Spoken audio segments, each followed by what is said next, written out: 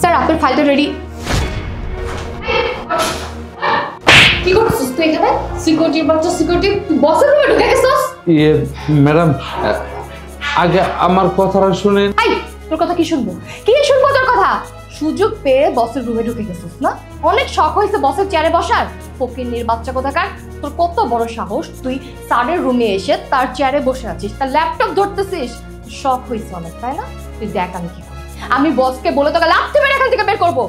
দেখেন ম্যাডাম, আপনি আমার কথাটা শুনেন, তাইলে আপনি সবকিছু বুঝতে পারবেন। আই একদম নাটক করবি না, একদম বাহানা করবি না। নাটক করতেছিস আমার সাথে না? কি বুঝবো আমি? কি বলবি আমাকে? কি বলবি তুই? হ্যাঁ, তোর তো কিছু বলার নাই। এখন যা বলার আমি বলবো, শুধু বসকে আসতে দে, তারপর দেখ আমি কি করি। চোর একটা! তুই কি ভাবছিস আমি কিছু বুঝি না? আমি খুব ভালো করেই বুঝি। তুই স্যারের রুমে কেন ঢুকছিস? স্যারের ডয়ারে যে টাকা থাকে তুই খুব ভালো করেই জানিস। টাকা চুরি করতে আসছিস, তাই না? এই জন্য সবকিছু হাতায় হাতায় দেখতেছিলি। তোর এই চুরি করার স্বপ্ন না কোনোদিনও পূরণ হবে না, আমি হইতে দিব না। হ্যাঁ, স্যারকে বলে কিভাবে তোকে এখান থেকে বের করতে হয় সেটা আমার খুব ভালো করেই জানা আছে। না না ম্যাডাম, আপনি এসব কি করতেছেন?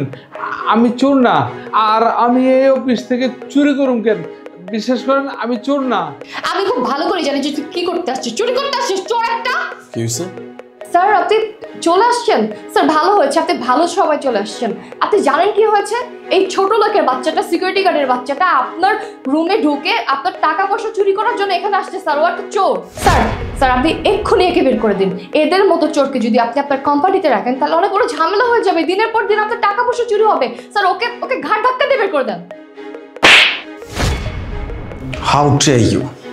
আপনার সাহস কি করে হলো একটা মানুষের সম্পর্কে না জেনে না শুনে সেই মানুষটাকে আপনি চোর মন্তব্য করতেছেন? স্যার আমি না জেনে না বুঝে মন্তব্য করতেছি না। আমি নিজের চোখে দেখছি যে ও আপনার রুমে এসে আপনার চেয়ারে বসে সবকিছু ধরতেছিল। স্যার বিশ্বাস করেন, আপনি আমাকে শুধু শুধু মারতেছেন। ও একটা চোর স্যার, আমার কথাটা বিশ্বাস করেন। আপনি যাকে চোর বলতেছেন সেই মানুষটা চোর না, আমার স্কুল টিচার। হোয়াট? কি বলতেছেন স্যার? ওর মতো একটা সিকিউরিটি গার্ড কিভাবে আপনার স্কুল টিচার হয়? হ্যাঁ, আপনি যা শুনছেন একদম ঠিক কথা শুনছেন। এই যে মানুষটাকে দেখতেছেন সে আমার স্কুল টিচার। সে ছোট্টবেলা থেকে আমাদের পরিবারে বেশ অভাব ছিল। এই মানুষটা আমাকে পড়াশোনার জন্য যা যা করাইছে, উনি আমাকে ফ্রি টিউশন করাইছে। আমার বাবার সামর্থ্য ছিল না আমাকে পড়ানোর মতো, কিন্তু এই মানুষটা আমার প্রতি হাল ছাড়ে নাই। কারণ সে সবটা সময় একটা কথা বলতো যে আলিফ, তুই একদিন অনেক ভালো কিছু করতে পারবি, তুই অনেক ট্যালেন্টেড একটা ছেলে। আমি তোকে যেই পর্যায়ে নিয়ে যাওয়ার দরকার সেই পর্যায়ে নিয়ে যাব। তার জন্য যা করতে হয় আমি করব। আমার খাতা কলম থেকে শুরু করে সবকিছু এই মানুষটা আমাকে করে দিচ্ছে। এমনকি আমার প্রত্যেকটা পরীক্ষার ফিস এই মানুষটা ভরছে। আর সেই মানুষটাকে আপনি আমার সামনে চোর সাব্যস্ত করতেছেন, তাকে চোর বলে মন্তব্য করতেছেন। আমি এটা চুপচাপ শুনবো? এটা ভাবছেন আপনি? আপনারা খুব ভালো করে জানেন যে আমি আমার এই অফিসে খুব বেশি আসি না। এই জন্য আমি জানতাম না যে আমার স্কুল টিচার আমারই কোম্পানিতে সিকিউরিটি গার্ডের চাকরি করতেছে। আজকে যখন আমি এখানে আসছি তখন ওনাকে দেখে আমি জাস্ট অবাক হয়ে গেছি। তারপরে ওনার পুরো ঘটনা আমি শুনছি। আজকে তার নিজের জীবন চালানোর তাগিদে এই মানুষটা আমার কোম্পানিতে সিকিউরিটি গার্ডের চাকরি করতেছে। তার মানে এই না এত সব কিছু দেখার পরেও জানার পরেও আমি তাকে সেই চাকরিটা করতে দিব। আমি নিজে তাকে নিয়ে এসে আমার চেম্বারে বসাইছি। আর আপনার কত বড় সাহস, আপনি আমার স্যারকে অপমান করে কথা বলেন, আপনি তাকে চোর বলে সাব্যস্ত করেন। আমি তো সরি স্যার, আমি অনেক বড় ভুল করছি।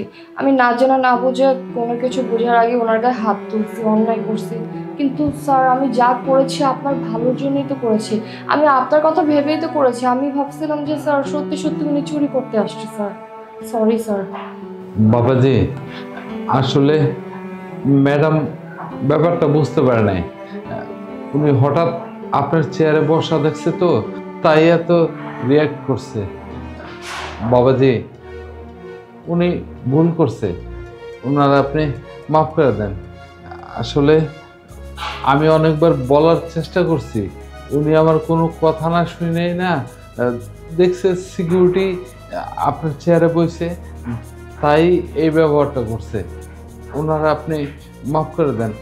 ইটস ওকে, আমি ব্যাপারটা বুঝতে পারছি। তবে একটা কথা আপনাকে না বললেই নয়, কোনো মানুষকে খুব দ্রুত বিচার করবেন না। একটা মানুষ কেন কি করতেছে এটা আগে বুঝবেন, জানবেন, তারপরে সেই মানুষটাকে বিচার করবেন। Got it? যান, নিজের কাজ করেন।